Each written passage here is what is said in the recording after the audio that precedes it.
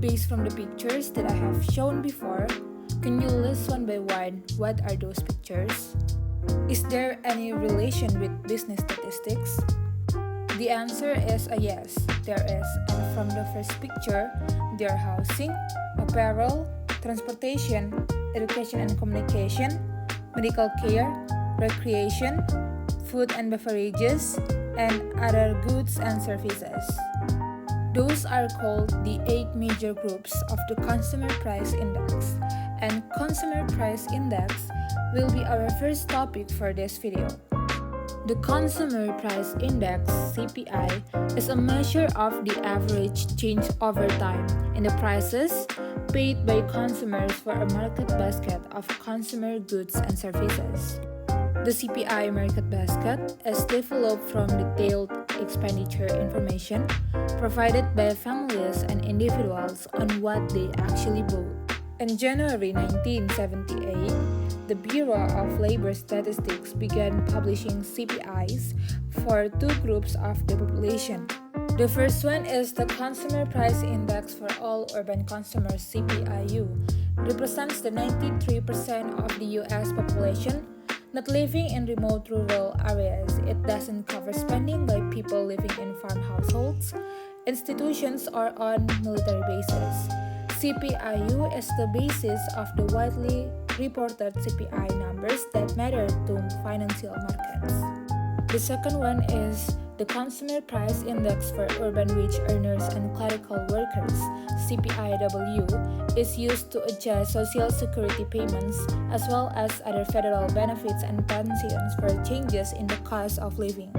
It also shifts federal income tax brackets to ensure taxpayers aren't subjected to a higher marginal rate as a result of inflation. BLS has classified all expenditure items into more than 200 categories, arranged into 8 major groups. Included within these major groups are various government charge user fees, such as water and sewage charges, auto registration fees, and vehicle tolls. In addition, the CPI includes taxes such as sales and excise taxes that are directly associated with the prices of specific goods and services. However, the CPI excludes taxes not directly associated with the purchase of consumer goods and services. The CPI also does not include investment items such as stocks, bonds, real estate, and life insurance because these items relate to savings and not day-to-day consumption expenses. How is the CPI presented? Usually, the CPI will be issued 1 month after the assessment. So the data published this month is the result of the CPI assessment in the previous month. Furthermore, the data will be collected to measure the rate of inflation that occurs every year. Although usually the results of CPI data will be released every month, some countries such as Australia and New Zealand prefer to save the data and publish it to the public every 3 months. The monthly CPI release from the BLS leads with the change from the prior month for the overall CPIU, as well as its key subcategories along with the unadjusted change year over year. Price change for each subcategory is provided with and without seasonal adjustment. It is calculated by taking the price change for each item in the predefined item basket and averaging it. Changes in CPI are used to assess price changes related to the cost of living. The CPI is one of the most frequently used statistics to identify periods of inflation and deflation. The CPI serves several functions. The first one as an economic indicator, the second one as a deflator of other economic service, and the last one is as a means of adjusting the life values. The first one as an economic indicator. The CPI is the most widely used measure of inflation and is sometimes viewed as an indicator of the effectiveness of government economic policy.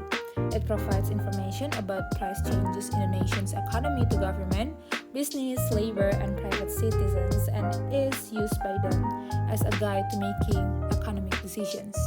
The second one as a deflator of other economic service. The CPI and its components are used to adjust other economic series for price changes and to translate these series into inflation-free dollars. Lastly, as a means of adjusting dollar values, the CPI is often used to adjust consumers' income payments, to adjust income eligibility levels for government assistance, and to automatically provide cost of living wage adjustments to millions of American workers. Its limitations: the first one is the substitution bias, causes certain increases in price to be overstated because it ignores the presence of substitutes. More specifically, the reason for this is that not all prices change proportionately. Next, the representation of novelty results in a temporary distortion of the actual cost of living after the introduction of new products. The reason for this is that people have a wider variety of goods or services to choose from whenever new products are introduced. Third, the effects of quality changes cannot always be accurately represented because the quality is extremely hard to measure. If the quality of a good deteriorates from one year to the next, the value of this good decreases even if its price remains the same. And lastly, the possible lack of individual relevance. The CPI may not accurately report the level of inflation experienced by an individual because it measures the price level and inflation based on a typical consumer. Impact of CPI release on market. When the CPI data was released, many banks had to cut their interest rates. Some even turned negative and had to use other tools such as quantitative easing to stimulate consumer spending, thereby triggering higher inflation.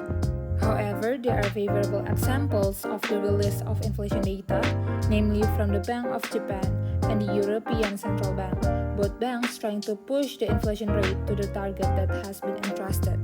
So when the quarterly inflation report shows a spike or decline, the market can quickly speculate on what policy action the central bank will take. Special uses of the Consumer Price Index. The CPI is used to determine real disposable personal income, to deflate sales or other variables, to find the purchasing power of the dollar, and to establish cost of living increases. We first discussed the use of the CPI in determining real income. Real income is how much money an individual or entity makes after accounting for inflation, and is sometimes called real wage when referring to an individual's income. Individuals often closely track their nominal versus real income to have the best understanding of their purchasing power. Real income differs from nominal income, which has no such adjustments. Theoretically, when inflation is rising, real income and purchasing power fall by the amount of inflation on a per dollar basis. Example of real income. From the picture we can see the table of data, and this data we will use for searching the answer for what was the real income in 2019 and 2021. Solution. So the formula of real income, which is money income over CPI times 100, we will fill it with our data. So in 2019, the result is 30,293.3. We get it from 77,460 divided by 255.7 times 100. And in 2021, the result is 32,380. We get it from 87,750 divided by 271 times 100. From the result, it indicates the annual income is increased. How does it work in SPSS? First, in variable view, we input the name of categories in the column, then we can adjust the type, the width, and number of decimals. Second, go to data view, click transform, then compute variable.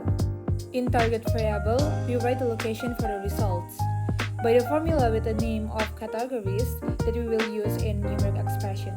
And that's the result. It is the same with our calculation before. The concept of real income is sometimes called deflated income, and the CPI is called the deflator. Also, a popular term for deflated income is income expressed in constant dollars. Deflating sales. A price index can also be used to deflate sales or similar money. Deflated sales are determined by foreshowing the trend in real sales. The formula of deflated sales is actual sales divided by an appropriate index times 100.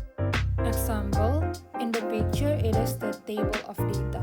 So based on the data, what was the deflated sales for 2019, 2020, and 2021? From the result, the deflated sale is 32,078.04 in 2020 and increase in 2021. And here a look in SPSS. Purchasing power of the dollar. The consumer price index is also used to determine the purchasing power of the dollar. The purchasing power of a dollar is the amount of goods and services that can be bought with 1 unit of the dollar. As more dollars came into circulation, average prices of goods and services increased, while the purchasing power of the dollar is fell. By 1929, the value of the consumer price index was 73%, higher than in 1913, but a dollar was not enough only for 10 rolls of toilet paper. This is due to inflation and the continued increase of the consumer price index over the years. Purchasing power of dollar formula equals to $1 over CPI times 100. Example, suppose the consumer price index last month is 289.109. The base is 1982 to 84 equal to 100. What is the purchasing power of the dollar? Solution for last month equals to $1 over 289.109 times 100 equals to 0.35. Cost of living adjustments. The consumer price index is also the basis for cost of living adjustments, or COLA, in many management union contracts. The specific clause in the contract is often referred to as the escalator clause. The CPI is also used to adjust alimony and child support payments, attorney's fees, workers' compensation payments, rentals on apartments, homes and office buildings, welfare payments, and so on. The purpose of the COLA is to ensure that the purchasing power of Social Security and Supplemental Security Income (SSI) benefits is not eroded by inflation. It is based on the percentage increase in the Consumer Price Index for urban wage earners and clerical workers (CPIW). From the third quarter of the last year, a COLA was determined to the third quarter of the current year. If there is no increase, there can be no COLA. Beginning in 1975, Social Security started automatic annual cost of living allowances. The change was enacted by legislation that ties COLAs to the annual increase in the Consumer Price Index. Shifting the base will be our second topic for this video. Base shifting means changing the given base year of an index number series and shifting it into a series based on some other new year. If two or more time series have the same base period, they can be compared directly. A problem arises, however, when two or more series being compared do not have the same base period. This is normally done if, first, it is felt that the existing base has become too old for comparison, and second, need to compare index number on different base periods. Example, so in the picture, that is the table of data. The question, the production index has a 2012 base period, and the producer price index uses 2009 as the base period. Shift the base to 2020 and make the two series comparable. Solution, so this is the result of the index for IPI and PPI. From the base 2020, the producer price increased 30.48%, which is bigger than industrial production that had 25.42%. That's all for the video, and please don't forget to leave a like. Thank you.